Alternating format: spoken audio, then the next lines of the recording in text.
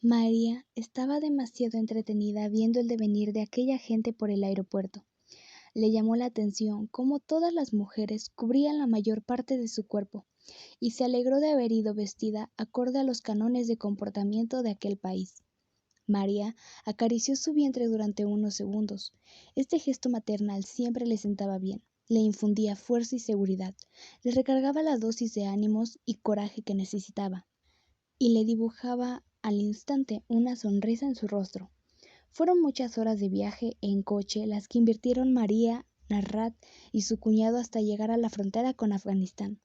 Su marido le había explicado con anterioridad que en aquella ocasión no viajarían hasta su pueblo natal, en Afganistán, porque la situación en aquel lugar se estaba complicando y no quería correr riesgos innecesarios. Su único interés, al menos en este viaje, era que María conociera a sus padres y a parte de su familia, pasar unos días, quizás un mes con ellos, y luego regresar a Londres para que su mujer pudiera dar a luz a su primer hijo.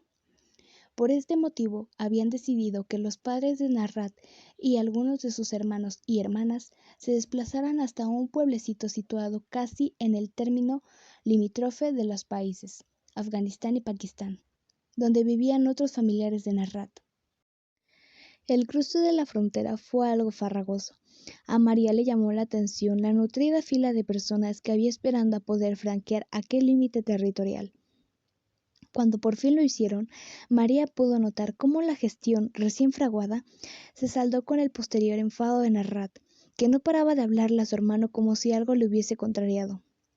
Más tarde, María pudo saber que el cruce de la frontera le había costado a Narrat tanto como el viaje que habían realizado de Londres a Pakistán, algo en lo que no estaba ni mucho menos de acuerdo su marido. Por fin llegaron al pueblo que se convertiría en su alojamiento temporal. No era muy grande, ni pudo verse en sus calles mucha animación, aunque María pensó que quizá la hora no invitaba a una mayor presencia callejera de sus vecinos. A María le dio la impresión de que aquella casa que iba apareciendo tímidamente en su campo de visión se correspondía a una casa de campo. No tardó mucho en comprobar que la casa, más que de campo, era un hogar modesto, humilde y sin grandes lujos. Más bien, ninguno. Fue allí donde María conoció por primera vez a los padres de Narrat. Primero le fue presentado el padre, que a María le pareció un hombre encantador, bonachón, aunque algo callado y tímido. Y luego Narrat le presentó a su madre. María sabía que debía llevarse bien con esa mujer. Conocía perfectamente la leyenda negra que corría en todo el mundo sobre las suegras, y aunque sabía que no iba a verla mucho, quería tener en ella una aliada y no un enemigo. Sabía que aquella mujer había dado la vida al hombre que amaba, y que si no hubiese sido por ella, María no hubiese encontrado la felicidad. El primer contacto fue cordial, pero algo extraño. A María se le antojaba incómoda la situación, y estaba convencida de que su desconocimiento total y absoluto del idioma nativo no le permitía una mayor complicidad con la familia de su marido. La contrarió, pero no tuvo más remedio que aceptarlo. Durante las 2 primeras semanas que se cumplieron de su estancia en aquel lugar, María invertía parte de su tiempo en intentar agradar a su suegra y en lograr un acercamiento cómplice.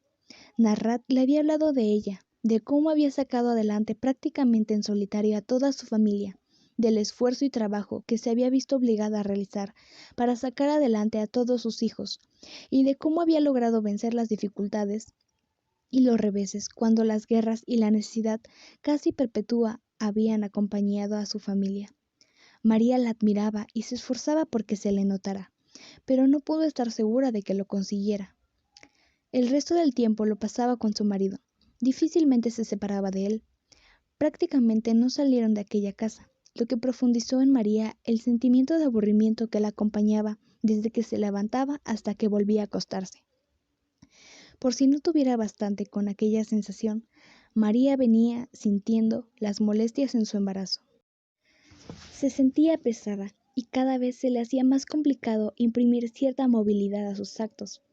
Pero lo que más le preocupaba a María es que desde hacía una semana notaba como si algo ejerciera una continua presión sobre su vientre. El ardor de estómago, que venía acompañándola desde hacía un par de meses, parecía haberse acentuado y le provocaba un continuo malestar físico. María no veía el día en el que por fin pudiera regresar a Londres y poder terminar allí el ciclo de su primer embarazo. Una noche, María ya no pudo ocultar su evidente malestar. Los dolores eran demasiado fuertes. Narrat hizo partícipe a su hermano, médico de profesión, que tenía conocimientos suficientes para entender la situación en la que se encontraba su mujer. Narrat estaba preocupado, y era algo que odiaba a María. Pero cuando le comunicaron el diagnóstico de su estado, ya no pudo pensar más en la preocupación que pudiera o no sentir su marido, que inmediatamente pasó a un segundo plano. Sencillamente no podía creer lo que su marido le estaba traduciendo, intentando ser lo más optimista posible, pero no lo logró.